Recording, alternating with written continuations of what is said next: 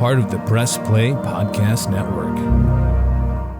Chapter 18, and they called him the Green Ranger. I remember coming home from school and I wasn't even sure what time I got home. I just remember turning on the TV and tuning into Fox. There was a block of programming geared towards kids my age, Fox Kids. One of the most memorable shows in that block was the Mighty Morphin Power Rangers. I don't even know how I started watching this show, but somehow it became the staple of my childhood. It became the staple of a lot of people's childhood. Over the years, the iterations of the Power Rangers evolved with the times, but the message it delivered remained constant. In the original series, 5 teenagers were imbued with the powers of 5 power coins by Zordon, a cosmic being who became trapped between dimensions, each represented by a different color: red, black, blue, yellow, and pink. The calling of these 5 teenagers, called Rangers, was simple: protect the world from an ancient evil that was hell-bent on destroying the world. In each episode was a new monster or a new big bad, and in each episode the Rangers would call upon their powers to fight back the forces of evil. It was a pretty simple concept, until one episode when Rita, the arch nemesis of the Power Rangers and their leader Zordon, uses a 6 power coin to create her own Ranger. And who does she imbue with the power coin? The new kid on the block, Tommy Oliver. When Tommy showed up on the scene and was imbued with the power of the green power coin, things changed. And for the first time, we saw something we had never seen on a show like this. The good guys lost, and it was magnificent.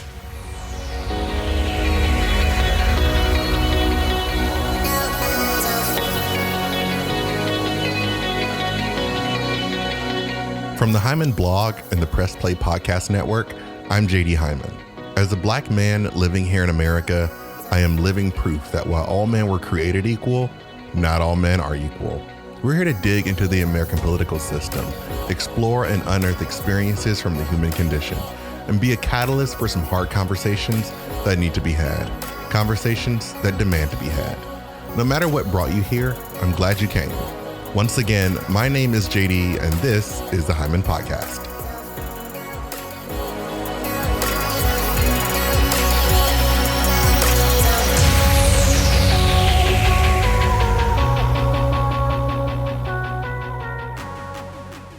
Prologue. This episode of the Hyman Podcast is dedicated to Jason David Frank. While he was many things to many people, to me and a lot of people my age, he was Tommy Oliver, the Green Ranger. He was the big brother we never knew we needed, a hero in his own right, and he was iconic in so many ways. He lived a life in service to others, and he will be missed. Part 1. It started with a fight. When we are first introduced to the character of Tommy Oliver, he's in the middle of a martial arts match with Jason Scott. While Jason is able to hold his own, he's not quite able to best Tommy, and the match ends in a draw. With the match ending, the 5 friends decide to head back to school. While there, Kimberly runs into Tommy and invites him to hang out with the rest of their group. So from there, Rita discovers that perhaps Tommy has the potential to be just the thing she's been searching for. So she sets up a test to test his might, to see if he can hold his own against her putty patrol. And what do you know? He kicks butt. And with that, she kidnaps him, turns him into the Green Ranger, and places him under a spell.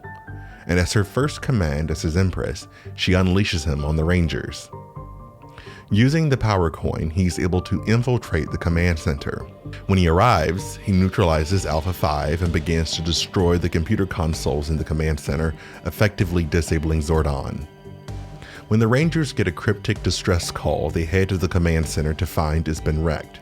Alpha 5's out of commission, and Zordon is missing. Rita, on the other hand, is just getting started. She summons a monster to wreak havoc on Angel Grove, and despite the mess at the command center, they leap into action.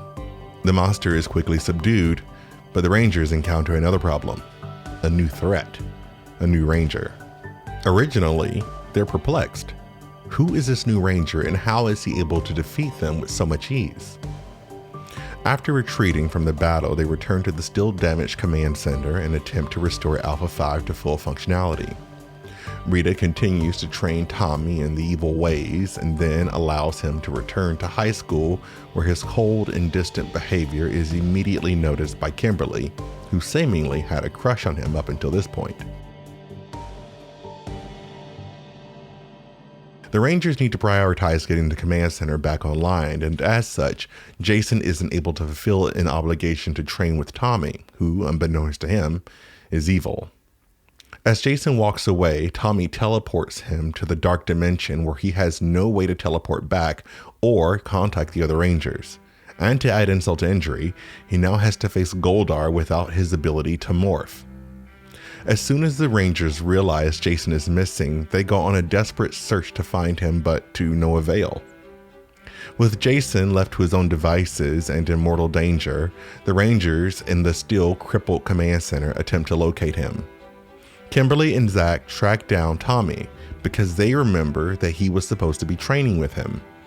They find Tommy, but before they're able to confront him, they're attacked by putties. They quickly subdue the gray menaces, but Tommy is long gone.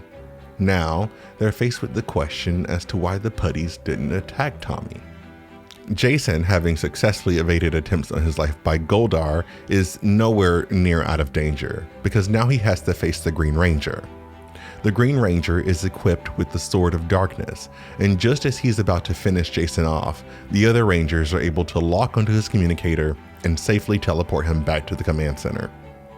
No sooner than Jason is free and back with his fellow Rangers, Rita strikes again, this time releasing two monsters on Angel Grove, Scorpina along with her beloved Goldar. She uses her wand to make them grow into giants, and the Rangers are left with no choice but to summon their Zords to finish the fight. But then things take a turn for the worst. Rita then casts a spell that causes a solar eclipse, which we learn the Megazord draws most of its power from the sun. While the Rangers are busy taking on two big bads, Rita sends the Green Ranger back to the command center to finish the job. But this time, Alpha 5 is waiting and traps him inside a force field.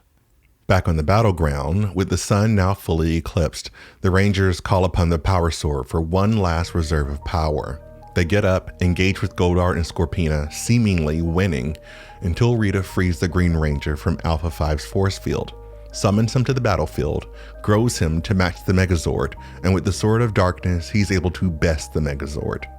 The Rangers are ejected from the Megazord, who then separate into each of the individual Zords, and they fall into a pit of fire. The Rangers are devastated. The Zords are destroyed. They retreat back to the command center, lost at what to do next, until Alpha 5 informs them that while he had the Green Ranger in the force field, he was able to run a scan on his bio makeup.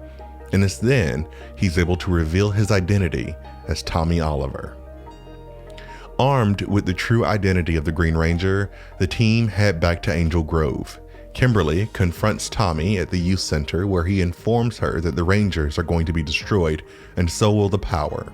But Kimberly assures him that won't be the case. Tommy returns as the Green Ranger and uses his dragon flute to summon the Dragon Zord. Zordon is then restored back to full power, and so is the Megazord. The Rangers jump into action and use their new renewed strength to destroy the Sword of Darkness, effectively freeing Tommy from Rita's spell. With Rita defeated and on the retreat, Tommy joins the other Rangers at the command center, where Zordon officially offers Tommy a place on the team as the prophesized 6th Ranger. As the show progressed, Tommy's role evolved. He eventually became the White Ranger, Red Zeo Ranger, the Red Turbo Ranger, and the Black Dino Ranger. But being a Ranger was just a different part of the life of Jason David Frank. He also had a real life that was accompanied by real life problems, and we'll dive into that right after the break.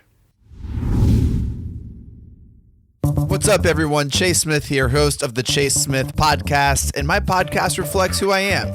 My hobbies, my interests, my passions, my curiosities, my careers, my questions, and my family. I'll spend time talking about all types of sports, movies, TV shows, trending news stories, and other cultural events, and even faith. This is who I am, and I hope I can get to know you as well. Join me on the Chase Smith Podcast, and let's have some thought-provoking conversations, only on the Press Play Podcast Network. Hello, Brooks here with the Books with Brooks monthly book club podcast. Here's how Books with Brooks works. We read one book a month, and then we talk about it. Classics like Stephen King's The Shining, debut novels like We Are the Brennans by Tracy Lang, and tons of other compelling, life-changing stories, one book and 1 month at a time. So come read along with us, and then listen in. Part 2, The Karate Kid. Jason David Frank was born on September 4th, 1973 in Covina, California. Jason was originally set to appear in 14 episodes of the Power Rangers series, but due to the popularity of his character, he was brought on as a series regular. His work in the Power Rangers franchise was legendary. He was known for his ability to connect with his fans and appeared at numerous Comic-Cons across the country. In 1994, at the age of 24, he married Shauna Frank, who he was married to until 2001. He remarried to Tammy Frank, and the couple remained married until filing for divorce in 2022. Jason was proficient in many different forms of martial arts and held a black belt in most of those disciplines, including Brazilian Jiu-Jitsu, Judo, Shotokan Karate, and Taekwondo. He was married twice, had 4 children, and fans that spanned the entire globe. Jason's first film was actually Mighty Morphin Power Rangers the movie. He reprised this role in the sequel and made a cameo appearance alongside Amy Jo Johnson, who portrayed the original Pink Ranger in the 2017 reboot. In addition to his film and television work, Jason was also an accomplished MMA fighter. As one could imagine, he had a flawless record and even held a Guinness World Record for breaking the most 1-inch pine boars in freefall. While he didn't hold the record for long, it was still one of his many accomplishments. For the most part, he kept a full schedule, touring the country, visiting various conventions, training, the occasional short movie or web series, spending time with his family, living what one could have only assumed was his best life, until it wasn't.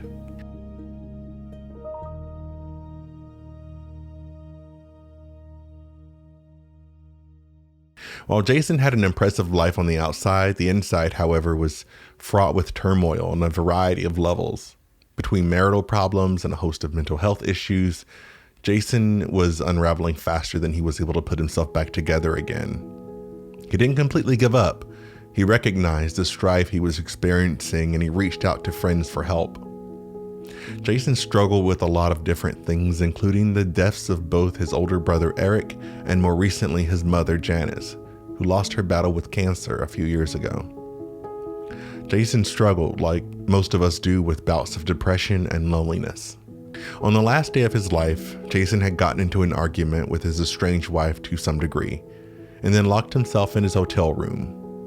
In the early morning hours of November 19th, Tammy, concerned that she hadn't heard anything from Jason, called the police for a wellness check on his hotel room. Jason's body was discovered in the bathroom. He had hanged himself.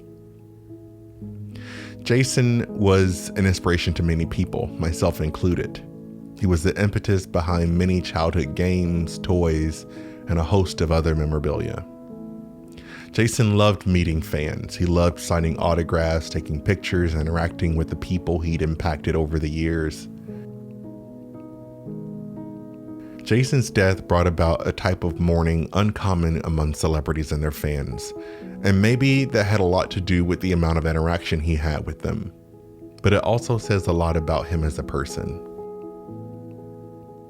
While to some people he was just a Power Ranger, his purity of spirit and wholesome generosity showed his true character. He was undeniably loved by many and had an unending impact on so many lives. He will truly be missed. Jason was 49 years old and is survived by 4 adult children, Hunter, Jacob, Sky, and Jenna. He was known for a lot of things, and like I said earlier, he was many things to many different people. But to me, to us, you will always be the Green Ranger. And like they say, once a Ranger, always a Ranger. Jason David Frank, thank you for the childhood memories. Thanks for giving me something to run home to. Thanks for giving us all something to believe in, someone to look up to, someone who we could emulate. I hope that in everything we do, we serve your memory well. I hope that the kindness that once resided in you is passed on to those whose lives you touched. I hope that no matter what, we remember what you contributed to this world and not the way you left it. So here's to the Green Ranger who came out of nowhere, shook up the world we knew and changed it forever. Rest in power, my friend. Rest in power. If you or someone you know is struggling with depression, thoughts, or ideations of suicide, help is available by dialing 988 or texting strength to the crisis text line at 741-741 or by visiting 988lifeline.org, and you can be connected to a certified crisis counselor. Just remember one thing. You are not alone. My name is JD Hyman. This is the Hyman Podcast. I'll see you next time. The Hyman Podcast was written, edited, and produced by myself. Share with guests Whitney Hall and Mary Louise Layton co-produce and research. Cover art and branding by Kevin Aki. The theme music was composed and produced by Jim Yosef with additional music license from Epidemic Sound. The Hyman Podcast is a production of the Press Play Podcast Network. Press Play is staffed by Chase Smith, our CEO and fearless leader. I serve as Chief Operating Officer, and Brooks May is the Chief Creative Officer. To learn more about the network, sponsorships, guest appearances, or if you're interested in launching your own podcast on our network, visit us on the web at www.pressplaypodcast.com. To learn more about this podcast, our mission and vision, or for sponsorship information, please visit us on the web at www.jdhyman.com.